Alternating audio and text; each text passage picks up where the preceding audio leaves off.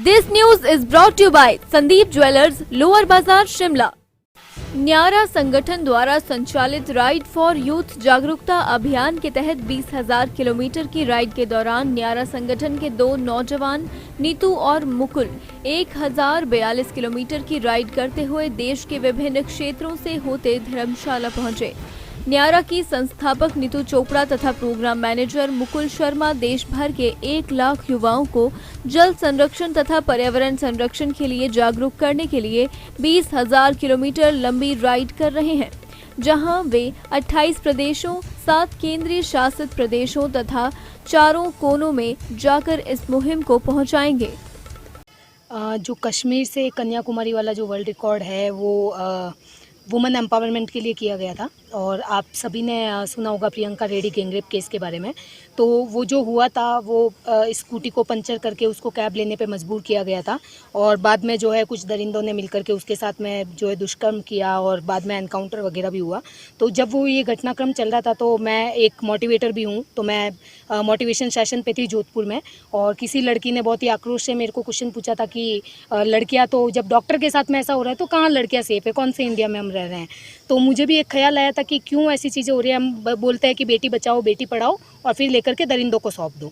तो यही एक मतलब कल्चर बन गया है क्या, जब डॉक्टर वकील जैसी लड़की सेफ नहीं है। क्यों नहीं सेफ है? क्योंकि वो लड़की है, वो डॉक्टर नहीं है, वो वकील नहीं है, वो इंसान नहीं है, क्योंकि वो लड़की है और उस लड़की के साथ में दुष्कर्म होना चाहिए। तो इस मेंटालिटी को चेंज करना पड़ेगा। तो मैंने उस पूरे को ऑब्जर्व किया, मुझे एक चीज़ समझ आई, वो इसलिए हो रहा है क्योंकि वो लड़की आधी रात को बाहर निकली थी और आधी रात को बाहर निकली थी उसकी ड्यूटी के लिए, उसका ड्यूटी के टाइम पे वो बाहर निकली है और वो समाज को एक्सेप्टेबल नहीं है कि आधी रात को लड़की बाहर कैसे निकल जाए, आधी रात को लड़की 4 दोस्तों के साथ में चाय पीती हुई कैसे नजर आ जाए। तो उस सोच को जो है चेंज करने के लिए लड़कियों इतना घर से बाहर निकलो कि एक फैशन बन जाए।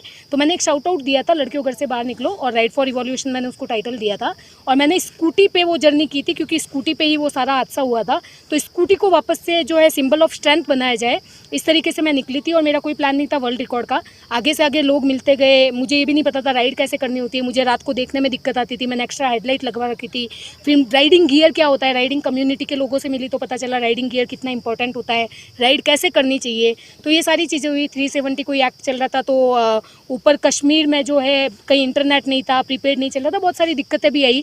प्लस एक और उसूल था कि मैं बाहर कहीं खा पी नहीं रही थी, तो स्ट्रेंजर्स के कॉल आते थे कि आज मैडम आपको यहाँ रुकना है, हमको उन्होंने बताया। तो ये एक पब्लिक कैंपेन बन गया था। बैंगलोर में लड़कियाँ बुलेट पे निकल करके बाहर आ गई थी, तो बहुत ही एक सकारात्मक उसका मेरे को रिजल्ट देखने को मिला था। और इस तरीके से मैंने जो है 18 दिन में 4600 किलोमीटर कवर करके 10 स्टेट कवर करते हुए और 32 जगहों पे सेशंस दिए थे और काफ़ी अच्छा उसका रिजल्ट देखने को मिला था। तो मुझे लगा कि इस बार भी निकल करके लोगों से बातचीत की जाए। तो इस बार हम एक नए प्रोजेक्ट के लिए वापस बातचीत करने के लिए देखिए कि मैं टीवी सेलिब्रिटी बनने में कभी भी इंटरेस्टेड नहीं थी और मुझे लगता है कि रियल लाइफ हीरो बनना ज़्यादा ज़रूरी है। आपको कम लोग फॉलो करें लेकिन इम्पैक्ट आप छोड़ करके जाओ। तो जब मैंने राइड फॉर रिवॉल्यूशन ख़त्म किया था 3 जनवरी को, और 4 जनवरी को मुझे कॉल आया था कि 5 जनवरी को आपको रोडीज़ के ऑडिशन के लिए पहुंचना है।